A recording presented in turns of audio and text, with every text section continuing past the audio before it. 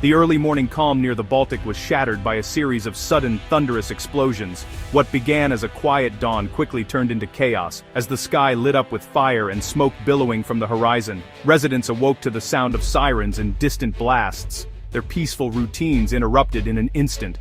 The target was a major Russian oil refinery, deep inside Russian territory, far from the front lines. This was not just any facility, but a critical hub for the nation's energy supply, responsible for fueling cities and industries across the region. The attack struck at the very heart of Russia's energy infrastructure, sending shockwaves through the Kremlin and the public alike.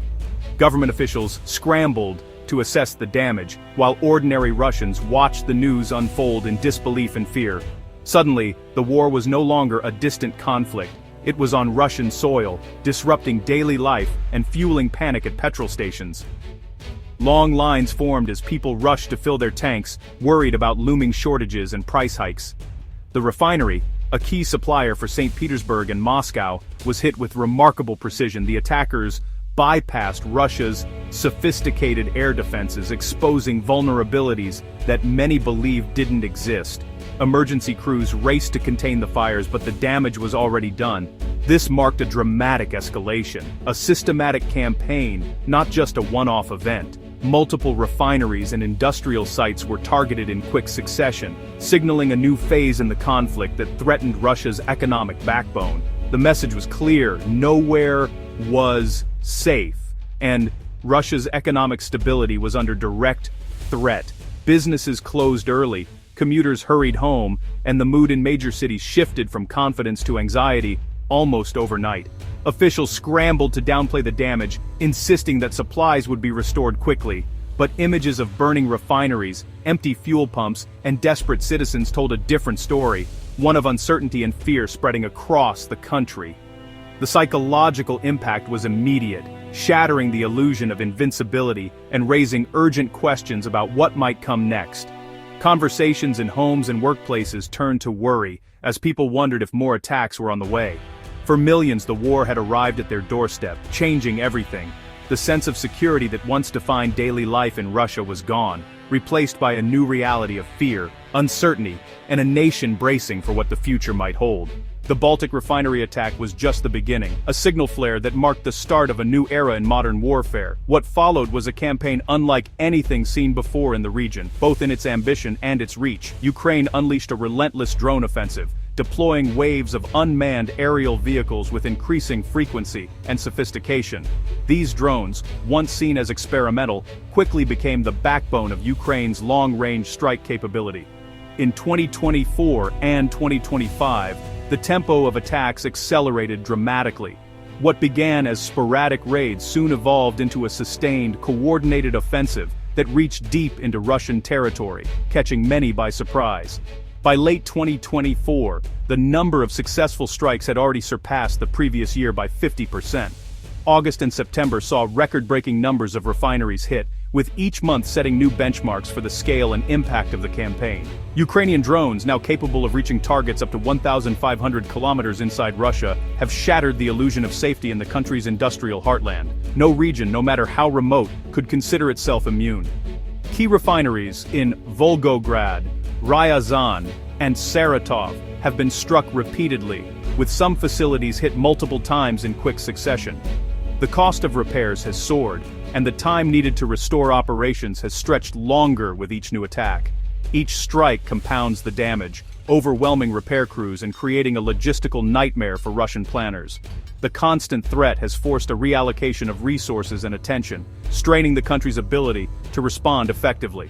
The campaign has forced Russia to defend an ever-growing list of vulnerable sites, an impossible task across such a vast country. The sheer scale of the territory makes comprehensive defense nearly unattainable. Ukraine's drones, inexpensive yet devastating, have become a great equalizer. They bypass heavily fortified front lines to strike at the very core of Russia's economic infrastructure, inflicting damage far beyond their modest cost.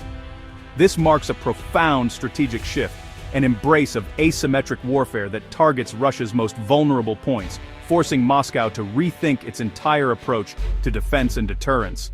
The message is unmistakable: Ukraine will keep innovating, adapting, and escalating its campaign to pressure Moscow, proving that even the mightiest adversary can be made vulnerable through ingenuity and persistence.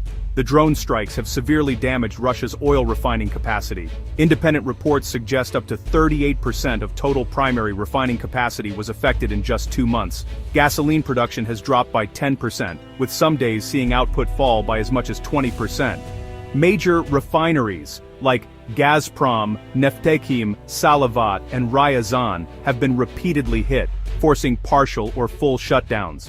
The real bottleneck is in the Western-made secondary processing units, crucial for high-quality fuels, and nearly impossible to repair under sanctions. Even when refineries restart, their ability to supply the domestic market remains crippled. The refinery strikes have triggered a fuel crisis for ordinary Russians. Long queues at petrol stations, especially in the Far East and along major highways, have become a daily ordeal. Some regions have imposed gasoline rationing, while independent stations in Siberia have shut down or suspended sales. Wholesale petrol prices have soared by 40%, with retail prices rising sharply and straining household budgets. The crisis is reviving memories of the chaotic 1990s, fueling quiet anger and discontent. The government's narrative of stability is being undermined by empty pumps and rising prices. For many, the war's economic pain is now impossible to ignore. The Kremlin is scrambling to regain control of both the crisis and the narrative. Public reassurances ring hollow as shortages and price hikes worsen. Russia has extended its gasoline export ban and is now importing fuel from neighbors, an unthinkable move just a year ago. Refineries are installing anti-drone nets and improvised coverings, a sign of desperation as air defenses struggle. The government has even classified gasoline production data to hide the true scale of the crisis. But for Russians waiting in line, no official statement can mask the reality. Ukraine's drone campaign is a deliberate strategy of economic attrition, not a quest for a single knockout blow. This approach aims to gradually wear down Russia's economic and military capabilities over time, rather than seeking an immediate, decisive victory.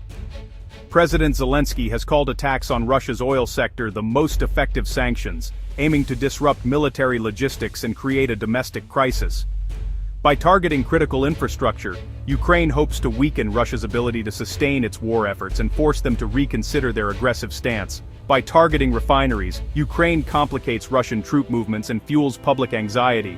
The destruction of these facilities not only hampers the immediate supply of fuel, but also creates long-term logistical challenges for the Russian military.